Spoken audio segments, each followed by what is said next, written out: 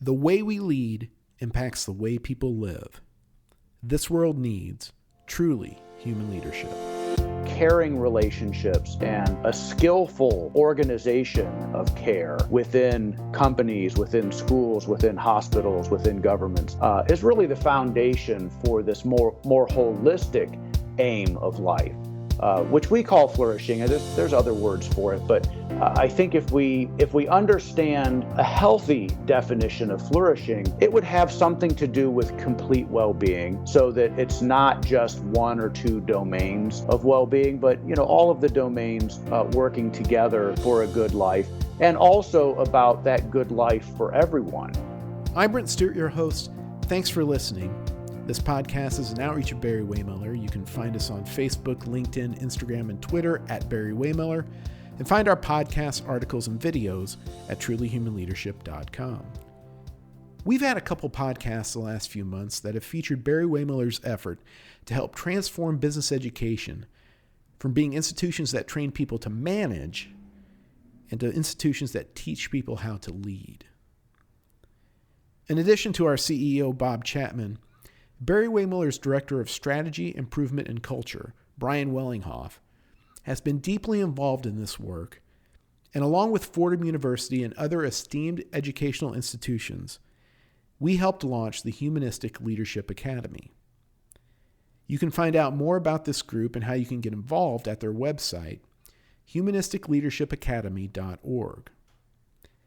This group consists of leading university professors and business leaders from around the world who want to create a world that works for 100% of humanity by transforming business education to foster humanistic leaders who honor individual dignity, demonstrate the courage to care for others, and work towards shared well-being on a healthy planet.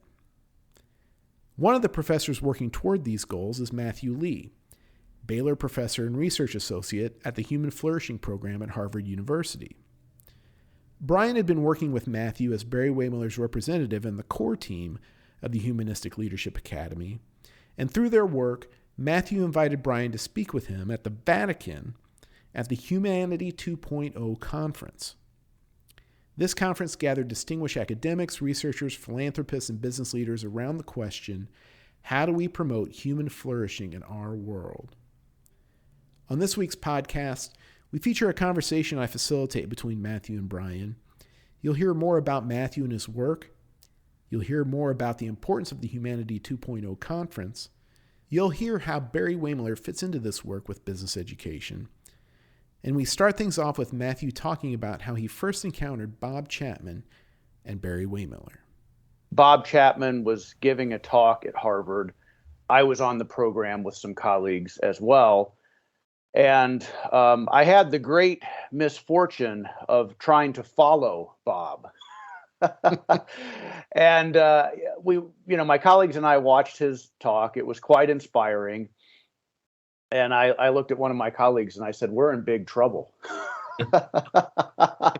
I don't know what we might add that would at all enhance what has just been shared. It was just quite powerful, quite moving.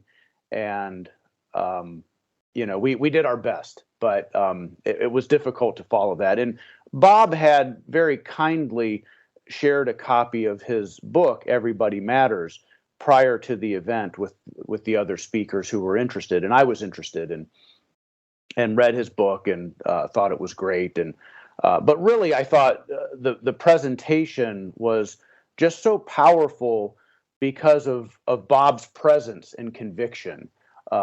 He talks about empowering people to care for each other, and you can see that it's real and you can feel that it's real. And so I was just really intrigued by that. And so some months later, I guess this was May of this year, I was doing another event at Harvard and had the good fortune to meet Brian in person. And this time I was presenting before Bob, so I didn't have to follow him again. But again, just sort of a very profound experience for me hearing Bob share his message of caring and dignity and the fact that we can honor this foundation of human flourishing within the business world. And I just keep thinking, why don't we do more of this kind of work in education and in other sectors? And so after Bob's presentation, in which he talked about worker disengagement and all of the causes of that, I said, well, students start out quite engaged in elementary school, kindergarten through, third, fourth, maybe fifth grade. And then as a process, the education process systematically eliminates many of the things that human beings need to flourish. And so, flourishing drops and in student engagement drops, so that 8 out of 10 students are engaged in elementary school, and that falls to 6 out of 10 in middle school, and then 4 out of 10 in high school. And the group that's the lowest is teachers. Their engagement scores are about 3 out of 10 on average. And so this is from Gallup data, and it's lots of schools. It's not just a few schools. So really solid data, and we can see what's happening as we take out the care. We drain out the friendship and the collaboration and the integration of creative arts into the core classes. We drain all of that out, and then we're surprised by this epidemic of anxiety and depression. So I just shared a little bit about that with Bob, and he said something to me that no academic has ever said, which is basically, you have an opportunity to help heal the world, which I thought was just, brilliant and inspiring. And then he said, I will expect an email from you. Finally reached out and said, I'm ready to contribute, and I think I know how I might help. And then I was invited to visit one of the factories in Phillips, Wisconsin, and attend a 2-day retreat to talk about how we can ensure that everybody does in fact matter in the workplace and beyond. And that was just powerfully transformative, being with the workers at the factory in Phillips, and then working through the deeper meaning of what has been created in terms of a caring culture that emphasizes the, I would say, inherent dignity of all people. Just, ready from there to begin to incorporate the practical work that Barry-Wehmiller is doing into my academic talk. So I had shared with Brian about an event in Rome that I was tasked with sort of an overview of definitions of human flourishing, and why would definitions matter? What difference does it make? And I just said, I can't conceive of doing this just from a theoretical academic perspective. I think we really do need a voice from the real world. And I had invited Brian to join me in delivering that talk, and I could offer some kind of deductive top-down approach, and he would have the practical, inductive, from the grassroots up response. And so it just made sense to me to bring these two worlds together, the academic and the business world, and share that with the audience, which was comprised of both academics and business leaders and some philanthropists and others. Just seemed like the right thing, and I think it went marvelously well. Let's talk about the conference at the Vatican. Tell us a little bit about what it was, why it was, what was its purpose. And Brian, why don't you go ahead and start out? Well, sure. Well, it was a powerful conference organized by a great organization called Humanity 2.0, which has been putting together forums like this for a while, a little pause with COVID timeframe, but has a great connection with a number of organizations, including the Catholic Church. And so we were so honored to be hosted by Cardinal Peter Turkson and the Catholic Church at the Vatican. And so if you've ever been there or have any sense of this, there is actually the Swiss Guard in yellow and purple uniforms that maintain order and do security there. Well, our group had the honor on the first day of walking over together this wonderful but ragtag group of business leaders and researchers and others who get to say, hey, we're on the list, and couldn't have been treated more amazingly by our host there, with the opportunity to meet at the Pontifical Academy of Sciences, a historic building that was originally a place where the popes oversaw the creation of St. Peter's Basilica centuries ago, but is part of a beautiful manicured Vatican gardens back there. And so the setting was exceptional. The people who were there were exceptional, again, from all different walks of life, academia, military backgrounds, religious backgrounds, business leaders, entrepreneurs, Wall Street, Europe, US, other places in the world represented. It was just phenomenal. And the goal was to have a forum, an exchange of ideas around this idea of human flourishing, and ultimately how we could collaborate to support it more fully in our world today. I think we all entered with the fundamental commitment and premise that human flourishing is something we all want to promote in the world. And so it led to better understanding what human flourishing is and can be, and then moving towards action. Day one, when Matt and I gave our speech, was about understanding the definitions, the frameworks, the backgrounds. It had a variety of panels with amazing speakers on it. And day two was really working sessions to talk about how we could promote human flourishing in the world today. And that's one of the things that I am excited about, is to see the passion in people's minds, the open invitation to join things that they were already working on, and then also the commitment to start new gatherings, dialogues, conversations coming out of this. Matt, what would you add to that in terms of the goals and background of the meeting? Thank you, Brian. I think that's a wonderful overview. The intention that Humanity 2.0 has is to be a catalyst for this global inquiry, loving collective inquiry that helps groups that otherwise wouldn't have much of a chance to get together. Sometimes academics are, not only is it difficult to get together with academics outside of one's home discipline. I'm a sociologist, for example, so I spend most of my time with other sociologists. But it's really difficult to get together with business leaders and philanthropic leaders and folks in other sectors that have so much to contribute, but we often don't have a forum for doing that. So the hope with this event is that it would it's a series of events. They've had a number of forums.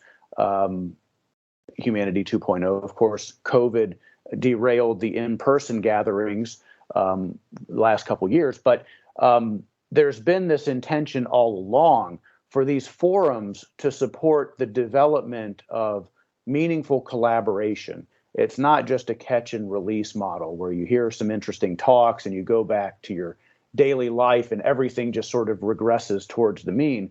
It really is about forming collaborative partnerships so that we can continue to do this work in between the forums and better understand what is it going to take for within a particular sector like business for a greater focus on flourishing to emerge. And what are some of the barriers to that? So on the second day, there was a wonderful exchange, especially within the business workshop, about, what are some of the disagreements right now about these frameworks? What's missing, what's emphasized, what's de-emphasized.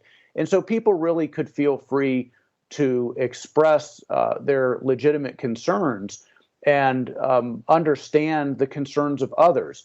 So we need this dialogue because it's not immediately obvious to everyone that there is a shared definition of flourishing and a set of agreed metrics that would help us understand whether an individual or group is flourishing at any point in time. So we really need to have those conversations. And of course, there's a lot of overlap across the different frameworks that scholars have developed. But there's some nuances as well. Some frameworks emphasize good character and virtue and others don't. And so, what would be essential and what would be meaningful for example, business leaders? Why would philanthropists want to support research using this framework versus that framework? And is there some possibility of integrating these frameworks? So the goal that Humanity 2.0 has is to foster these kinds of conversations, but then create the connective tissue that allow people across sectors to work together and form, either informal working groups or maybe some formal collaborations to further lean into this ideal of flourishing and figure out how to make it a reality amidst all of the many challenges we see in the world. So it's both about a series of convenings and also about the in-between and behind-the-scenes work that happens between these convenings. Matt was talking very eloquently about this combination of the practical and the theoretical, of the inductive and the deductive. And I think that's really the marriage of what became our speech at Humanity 2.0, but also this partnership between Barry-Wehmiller and academia more broadly. And Matt just encapsulates that so well.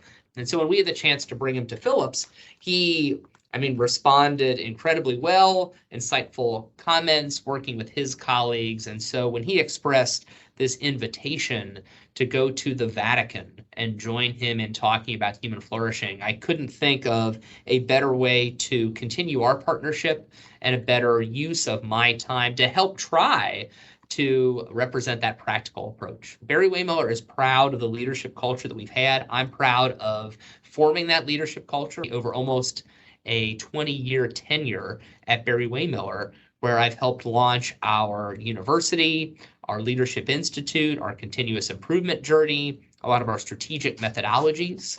But it really came to a head in this partnership with Matt, so we could talk about what's the possibility if we focus on human flourishing in our world today. And that's really how Matt and I ended our presentation, was asking everybody in attendance at the conference to consider, what's the possibility? What's the possibility if we led with humanistic leadership? What's the possibility if we had metrics and deliverables and accountability around human flourishing? What's the possibility if we looked at research and data across the entire world, not just the West or North America or the US or Asia or wherever? There's great work being done inside of Barry-Wehmiller, but the real gift to the world is the way that you all are sharing the lessons that you're learning from creating this deeply caring culture and prioritizing the dignity of every individual. I think that we have no choice but to tell this story, and Brian tells it so well. And it was just such a delight to share in this platform at the Pontifical Academy of Sciences at Vatican City with this group of very influential leaders, just some of the lessons that we're learning and that I've learned from Barry-Wehmiller. And what I've been trying to suggest in various ways through writings and talks and university courses that I offer is that love is a very practical thing. It's not just an add-on. It's not simply just something that helps us to feel good, but we have to get down to the real business of building products or performing on academic exams, or that there's something more important. That love really is a powerful force for transforming the world to promote greater flourishing for everyone. And I see this manifested, and I know Barry-Wehmiller often talks in terms of caring, which is very similar. But I see this manifested so powerfully that it just seems like we have no choice but to link arms and share this message with the world, both from a research standpoint. What are we learning through rigorous social science methods? What can we prove with regard to large groups of people? And then what has been the lived experience in places like Barry-Wehmiller, where there's a real intention and a skillfulness around creating caring relationships, and indeed creating a container in which people can more skillfully and effectively care for each other. So I think that's really the great work. And if we think about the ultimate aims of our life, flourishing would have to be part of that. And up to this point, there's probably been too much attention on more limited notions of wellness and psychological well-being. But flourishing is really about the extent to which an individual is thriving, but also the extent to which the containers or the contexts in which the individual is located are also thriving. So ultimately, we don't aim to extract happiness for ourselves at the expense of others, but we want to bring about a more holistic flourishing in which people and planet can thrive together. So in a great sense, all flourishing is really mutual.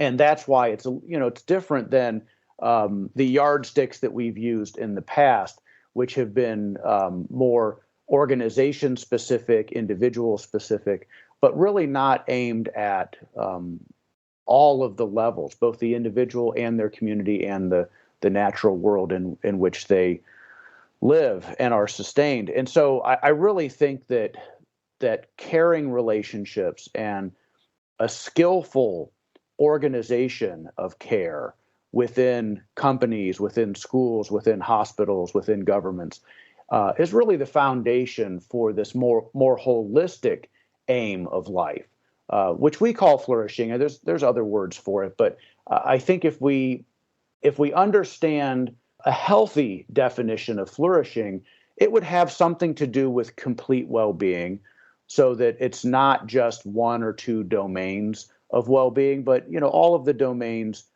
working together for a good life, and also about that good life for everyone. So there's difficulties in life where we find ourselves dealing with adversity, health concerns, or conflicts at the group level or something. But flourishing would be wholeness amidst this adversity. And I think that has to be grounded in caring relationships. So my hope for the talk at Vatican City was that we would help people to really understand that the foundation is caring relationships, or a shorthand for that would be love, and that we aim at something that's noble, not just for ourselves, but it's something that all people would value as an end in itself. And it's this holistic idea of flourishing. What I would add to that is just inviting people into that room. What stood out to me was the diverse group of people that we had there, and the unity of intention and passion that I saw before, during, and after the talk we were able to give. And so it was phenomenal to me. And I am a lifelong Catholic. That's my background and tradition. To have Cardinal Peter Turkson in the room, to have other people ordained to that faith engaging. But there were other faiths represented there as well, other Christian denominations, as well as Jewish leaders and others who represented that. There were people who talked about faith in the same conversation that we're talking about financial resources and investing and Wall Street. There were amazing philanthropies there. Entrepreneurs, leaders of successful, large multinational organizations, academics, business leaders, all around the realm. And what really stood out to me was the fact that in order to really promote human flourishing in the world, we need collaboration across traditional disciplines. And one of the things that stood out to me was Cardinal Turkson's phrase near the end was, there need be no separation between faith and science as we pursue things. And I would just add, there need be no separation between Wall Street and entrepreneurs. There need be no separation between foundations and organizations, between academics and universities and nonprofits and business leaders.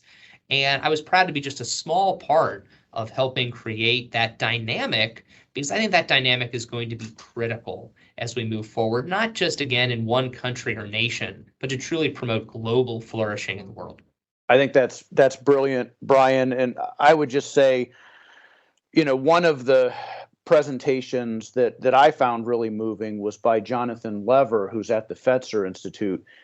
And he was calling, as the Fetzer Institute has continued to call for, but he was calling for this ideal of a shared sacred movement, which is really an opportunity for the various faith traditions or people without belonging to a faith tradition to come together and to say, what is really most important in our tradition? What is the essence, and how do we come together as a global family to work together to solve the problems that are facing us as a species? And I think at the end of the day, it comes back to this idea that everybody matters. And I think in all of the faith traditions, there are various particularities, of course, and of course there's divisions even within a single faith tradition. But there is this kind of fundamental understanding that everyone matters. We're not just numbers in a spreadsheet, to be dismissed and to be, manipulated, but that everybody has inherent worth, and we can build a world that is predicated on that understanding and do that better. And I think that there is a lot of common ground, and that's why I'm so delighted to see academics connecting with foundations like the Fetzer Institute and businesses like Barry-Wehmiller to say, well, where's the common ground, and how can we move forward together to promote this really inspiring aim of flourishing in a world that is beset by conflict. So let's not ignore the fact that there's conflict and disagreement, but what is the common ground, and how do we work from that? And I think, understanding that caring for each other because everybody matters is really a powerful message, and it resonated well. Well, Matt, I'm so glad that you added a couple of the other folks there. You were instrumental in inviting some people from Oxford University. I know you've spoken there as well. Again, we need academics and researchers to help get to foundational truth. One of the things that we've, I believe, been effective with at Barry-Wehmiller is to find insights and try to quickly bring them to bear to help our people's lives, to be very practical about things. But at the same time, we need academics and researchers who can rigorously help us identify what are underlying truths across our globe, across our global community, but then also what might be nuanced differences in certain cultures or communities or different places, and to find such commonality in this sense of promoting human flourishing, which not just, financial security or ending poverty, though of course that is important, but also helping people find meaning and purpose in their lives and their work and their communities, having that social connection to others, connection to something greater than themselves, a purpose greater than themselves, and building character and virtue along the way. And so I'll just take this chance to plug, if people have not gone out and research the tenets of human flourishing, there is tons of wisdom and insight embedded in that yes, it all starts with care or love, but then there are distinct things we could follow up with and better understand. And that's what Matt, in association with Gallup and Harvard and other places, are really finding fundamental information about in the world that's so critical. Yeah, thank you, Brian. You mentioned a couple of our friends from Oxford. So I would say, in addition to checking out the Harvard Human Flourishing Program's website, which has a wealth of information, check out the Wellbeing Research Center at Oxford. And we were fortunate to be joined by Laura Taylor from that, the deputy director of that center, and also the Oxford Character Project. And Katie Granville Chapman joined us from that group. And, Katie has this wonderful phrase, collective loving inquiry. And I think that really helps us to see what is the process that we might use to find common ground, to overcome conflicts. Well, it has to be collective, so everybody has to be included in that. So if everybody matters, then everyone should have a voice. So the collective aspect is important, and it has to be an inquiry. It can't just be an imposition of one group's values or beliefs on another group. We have to get curious and inquire together. And importantly, I would say it has to be loving. So this collective loving inquiry as a process is really essential to making progress in, as I said, in our conflict-ridden world. And so why is love important? Well, Martin Luther King famously said that power at its best is love implementing the demands of justice. And, the problem with power at its worst, he said, is that it can be very reckless and abusive.